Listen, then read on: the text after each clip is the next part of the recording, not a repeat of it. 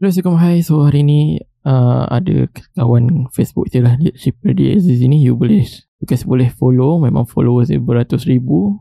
Dia share satu website unifruity.com.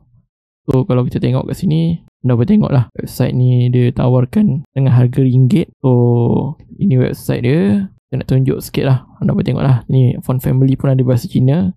So kita assume developer website ni adalah daripada China lah, Hong Kong, China sebagainya. Dan bila kita tengok dekat Waze, ini registrar dia EU Technology HK Limited. So kemungkinan besar daripada Hong Kong lah. Bila kita try open kanpai.net ni, anda boleh tengok memang website ni berbahasa Cina. So saya assume website ni owner dia ataupun dia dapat kod dia daripada China, dan dia up website ni dan dia cuba untuk scam lah orang Malaysia.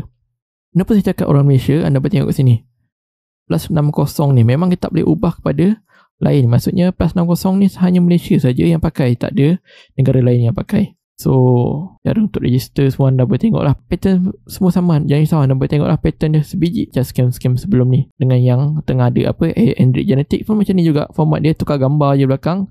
Dan ini adalah bahasa-bahasa yang ada lah. So, walaupun kita boleh tukar bahasa pelik-pelik, tapi plus 60 ni masih tak boleh tukar. Memang target orang Malaysia saja. So berhati-hatilah, jangan terjoin ataupun terlaburkan duit anda dekat scam semua ni. Kita dah tahu dah ada scam, so kita jangan sesekali lah laburkan. Walaupun dia bayar pada awalnya, akhirnya dia akan scam juga. Begitu saja. Harap bermanfaat. Sekian, terima kasih.